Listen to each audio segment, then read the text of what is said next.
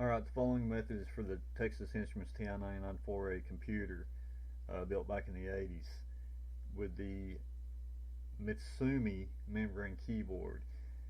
If all other methods failed, then this is the method you might want to use to fix your keyboard. And you have to be very careful because it is destructive to your keyboard, and it would be very difficult to repair it after this fix. Okay, so with the keyboard upside down, press each key down and put some hot glue in the spring area, and then let go of the key so it retracts back into the keyboard. Now this is, of course, means you have to take your TI-99 4A apart. You got to take the keyboard out. You got to take the circuit board and membrane off the keyboard, off the actual keyboard part that's got the keys on it. So that takes it's like 20 plus screws I think you got to take out of it, something like that. And then after you do that, let go of the key so it retracts back into the keyboard immediately before the glue dries, and do that for each key. It doesn't take long. And then after the glue dries, this is step 2, then without pressing the keys, use scissors or wire cutters to clip the gray rubber tip off each key, leaving just a little to touch the membrane.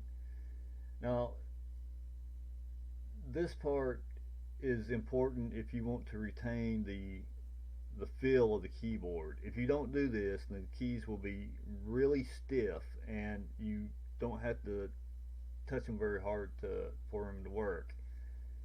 But I would suggest to do this part too, because the keyboard will feel a whole lot better. Okay, even though it's not necessary to make the keyboard work, it's necessary if you want the keyboard to feel like a keyboard, where you can type on it and feel good about it. Now, if you like to see how I did this and the experience I went through, then you can continue watching the video. Otherwise, this is just a summation of what I did to fix the keyboard on my TI-99 4A, and I'm pretty happy with it. So, but again, take it with a grain of salt, and only do this method if all else method fails, because this is basically undoable, and it is destructive to your TI-99 4A keyboard. So you have been warned. Alright, people, I just got this thing, won this off eBay pretty cheap. I thought, okay, I'll put a Raspberry Pi in it or whatever. I've got the one of the tan versions of this, and looking at it, I think the silver model actually looks better. Yeah, that's kind of how you do it. But yeah, I mean, that's a good looking computer right there. I always like the keyboard. Well, I like the keyboard on the tan one. This one, I don't know. It doesn't seem. It's different. I don't know. But anyways, so I put this on the table and hooked it up, and I was hoping it wouldn't do anything, because I feel kind of bad, destroying a computer just to put a modern day replacement in it. I don't feel that bad about it, but still, that's but I like the way these TI-99 4As look, and I like how I like the keyboard on the other one. This one, I don't know. I'll get back to you on that. But generally, I like the keyboards too. But inside, oh, they're terrible. These computers have the worst basics and operating systems in them. It's in my opinion. All right. Let me, put that in there. It's my opinion that inside it's terrible. Trying to program on these things. Uh, it's it's a nightmare. Because you can't get anywhere with it, even with the extended basics. I've got that here somewhere. I mean, it's just forget about it. So, but anyways, I turned this thing on. It worked. It did come on, and but the keyboard only like two keys worked.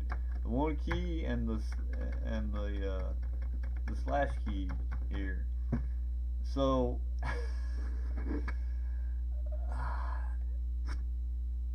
I'm gonna take it apart, look at it, and see if I can get the keyboard working.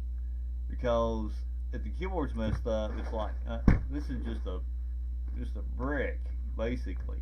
All right, next. All right, this is the last screw of this thing.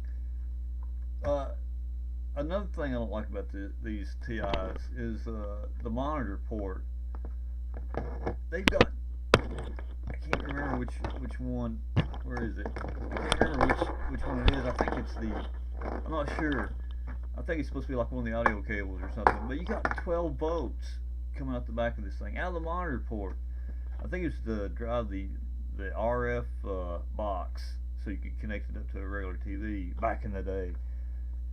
But 12 volts, I can't remember if it's DC or AC, but that's a lot of power coming out of the monitor port. You can really mess something up if you connected that, to a modern day LCD or something, I would think. Holy moly, people.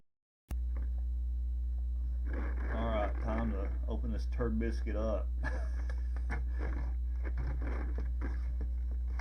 Maybe. There we go. Alright.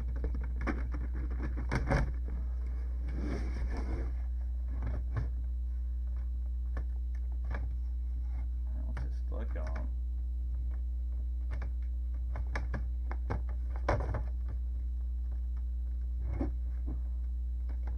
Holy crap, people. Man, this thing would come off for nothing. Ugh, it's dirty inside. And the power switch goes flying off in the middle. Man, it's crazy, dude. Alright. Oh no, it's a flux connector. Okay. Alright, so unlike every other computer made in the 80s, I think this thing, you got to take it apart upside down. Crazy, dude, crazy. They got did like the Nintendo, the cartridge port. They've got an adapter on it to where it's sideways.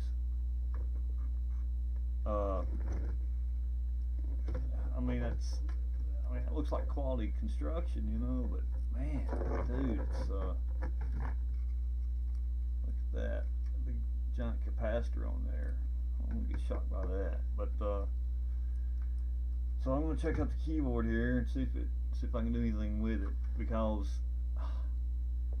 if I can't, then this computer is a bust,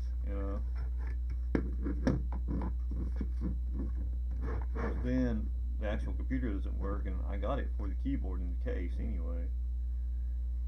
I don't know, just have to see.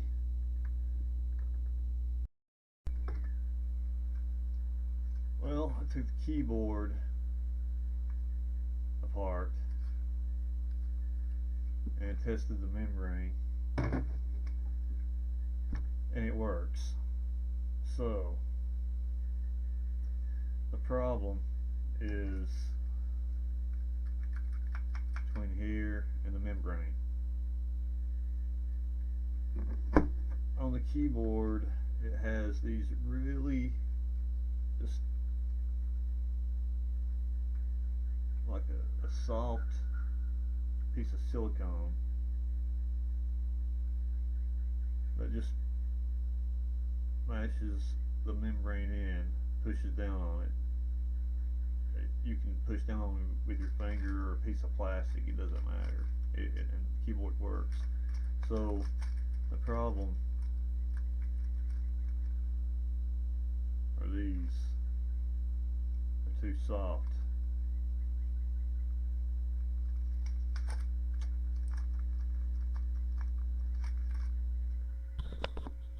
How to fix that?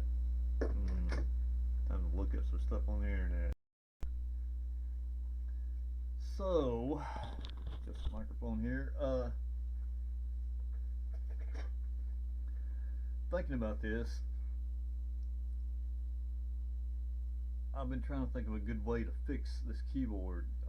This Mylar, even though you can kind of take it off a little bit, it starts to tear around the screw holes. So that is not an option.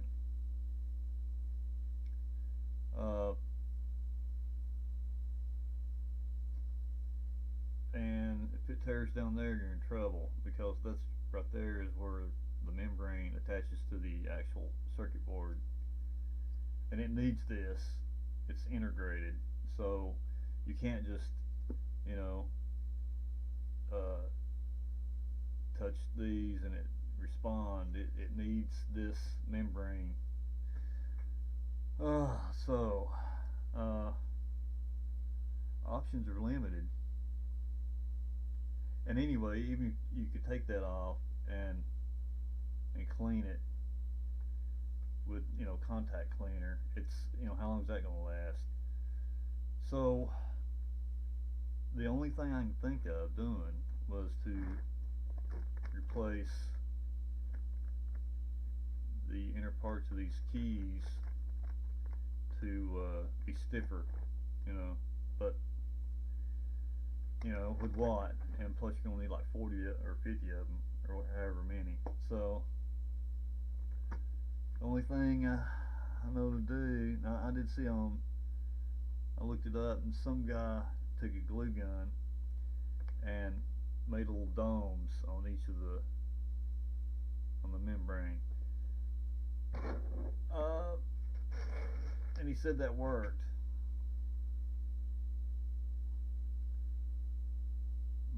But I don't know about that. I mean, I'm sure it worked for him, but looking at it, I'm thinking that I would rather. Oh, this is terrible. But I put hot glue down in these to stiffen, because this is really soft. That's just, you know. So even if you put a dome on there, you know, I don't know if that would help it much. I mean, I guess, you know, but my thinking is I'm going to try to put hot glue in there and stiffen these up. I don't know, it might work, might not. I'll let you know. Alright, I'm gonna show this. I think this might work. I don't know. Let's go in there. Shot of hot glue.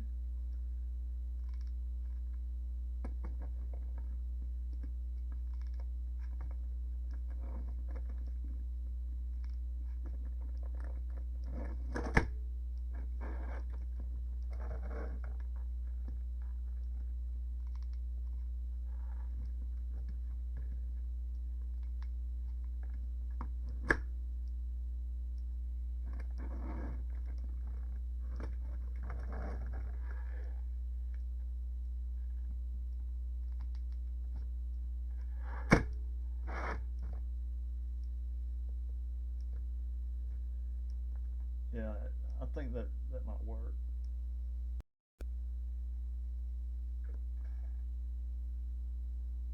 Alright, last screw.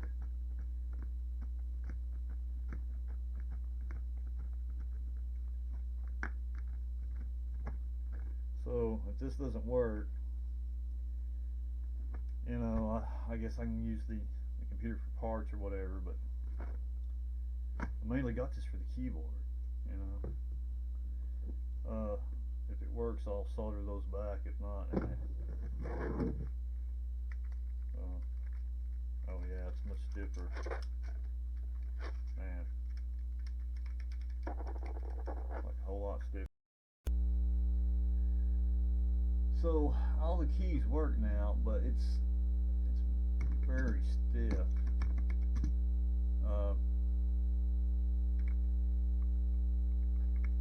It's amazing how stiff it is, but I mean they're working. Man, no backspace. It's amazing. Yeah, there it goes. So, all right. So, where the keyboard, it was too stiff. I couldn't leave it like that, even though all the keys worked. It's just way too stiff, and you know, it was unpleasant. So what I've done is I've clipped just the little rubber pieces that were the tips, the little flexible rubber pieces on each of the keys. I just clipped those off, clip, all over. So it seemed like that gave gave more of a good feel on the keyboard when I did that. I was having problems with the R and the U key, so I took it back off and found some of the little nubs were still laying in there, and I think it's what messed it up, the R and U key. So I've sorry about that. Made sure all of them are out, and we'll connect it back up and see what it does. Alright, so I put the keyboard back together, and it seems like it's doing okay. All the keys seem like they work pretty good, with the exception of the Z key, which I'll get to. Kind of still have to bang that one. See, there it goes. But all the other keys seem like they're fine. Space is fine.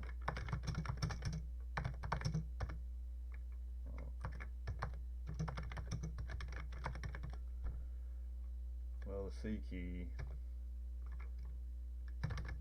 there it goes.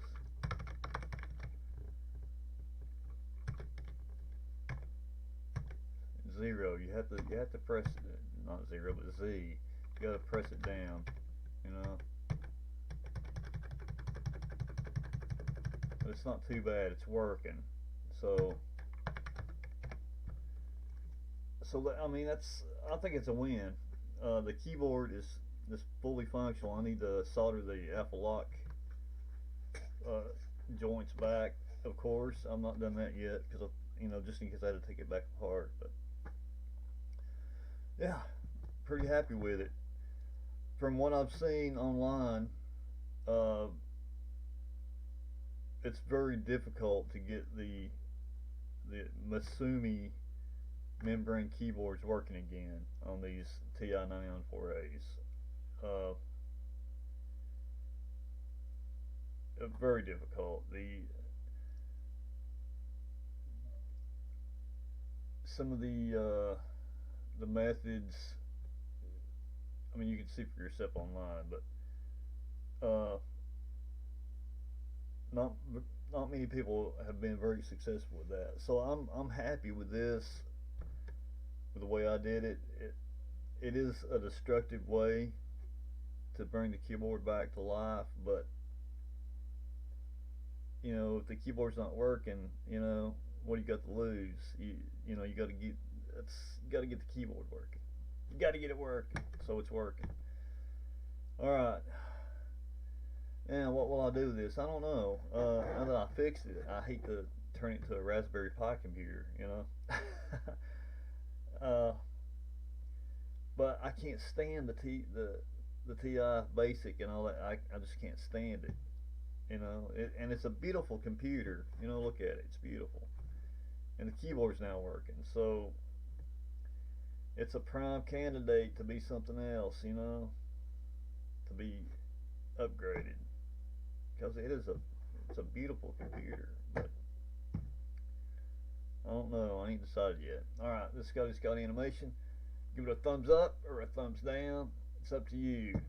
And if you have a TI-99 4A with a keyboard problem, and you've tried every other method, you know, I'd try every other non-destructive method if you can. But if you've run out of options, then maybe this will work for you. It worked for me, so I did have to take the keyboard apart a couple of times, you know, to get it right. So if you do this, you know, you may have to do the same thing. You know, it's kind of a trial and error type situation. So thanks for watching. Talk to you later. For more content, you can visit www.scottyanimations.com. There's a lot more stuff on there.